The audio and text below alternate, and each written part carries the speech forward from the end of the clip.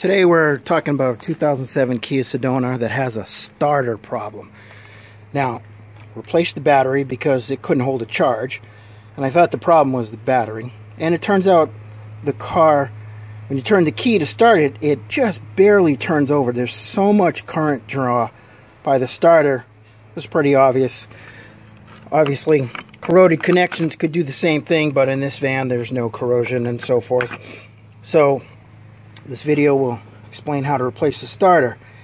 It's a lot harder than most, older vehicles, if you will. It's really crammed in there, and it helps to have another person who will, do some handling with you and actually do some wrenching from the top. It can be done by one person, but it's just easier with two. Good luck. 2007 Kia Sedona starter replacement. What we're looking at is, first, where's the starter? It's in the front of the oil pan, but behind the front exhaust pipe, which is coming down from the exhaust manifold. So there's a heat shield right there, and there's some bolts up behind this engine mount. There's some bolts back there. You can see the stud right there from the bolt. Well, anyway, we're gonna look at how to get that off in a minute. Okay, the cover, there's two nuts and 2 bolts, and we're gonna see if we can wiggle it out of the way, but you can actually see the starter there for right now. I did read one guy said he pulled the exhaust off to get this out, which I really do not want to do. So go ahead and pause it. We're just going to wiggle it for a while.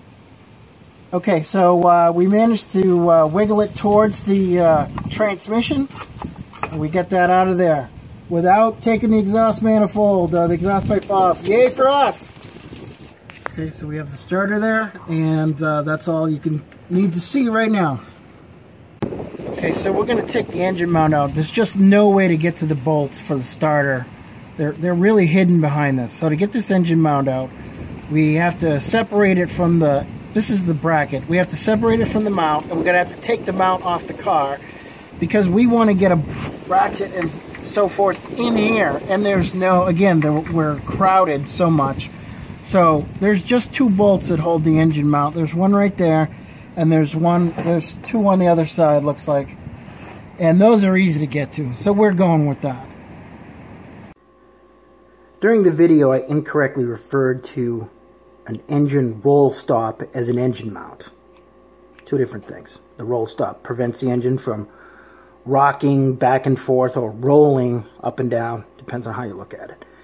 What's important is that before you remove the engine roll stop, you put a jack under the transmission and just put a little bit of pressure on it to keep it from moving.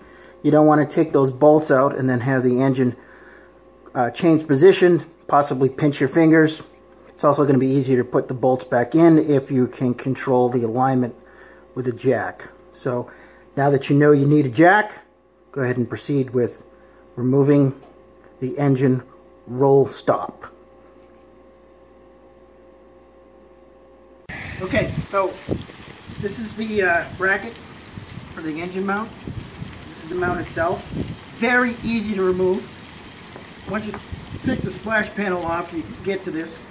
So 3 bolts, 17 millimeter, very easy to get to.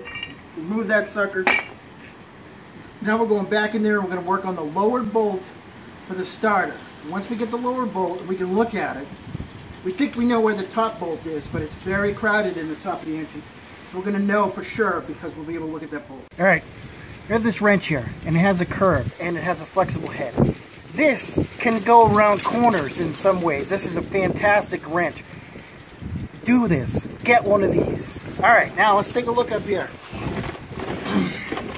We now have an engine bracket completely good. The engine mount bracket gone. We now can actually put our socket right on the bolt, and we are going to take that bolt off, and this is the lower bolt for the starter, and we're going from there. Okay, So the bottom bolt was very easy to get to. The top one, not so bad. Although my helper did it from the top. I loosened it. And then he just twisted it off with his fingers. And so that was okay. Now we're pulling the starter out. I still have to do the electrical. Don't forget, the battery's disconnected. And I have my eyes closed because there's so much stuff falling in my face. But we should be able to see our electrical configuration here. So we're going to disconnect this wire, and we're going to separate the wire from the... We also have to remove this. This is the solenoid, and this is the power wire that basically, when you turn the key, or the ignition system, the light duty, light amperage draw occurs on the solenoid, which then kicks the gear in and then draws from the heavy wire. So this heavy wire is the big, thick wire that goes to up to the battery. Okay, so we pull that out real easy. We have this nut. Can you see that nut?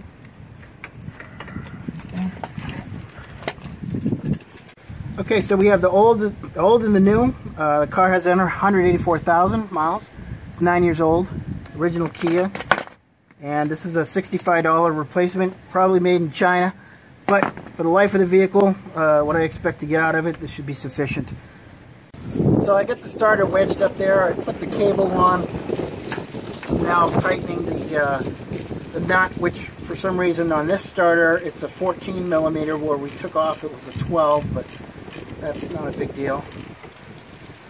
Don't make this too tight where it snaps the stud. This is not a load bearing connection. This is an electrical connection. So just maybe 9 pounds at most. Okay.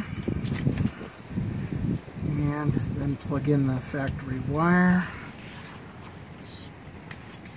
Okay. Now we're gonna work at getting the starter repositioned. The solenoid goes at the top. Starter goes into the bell housing.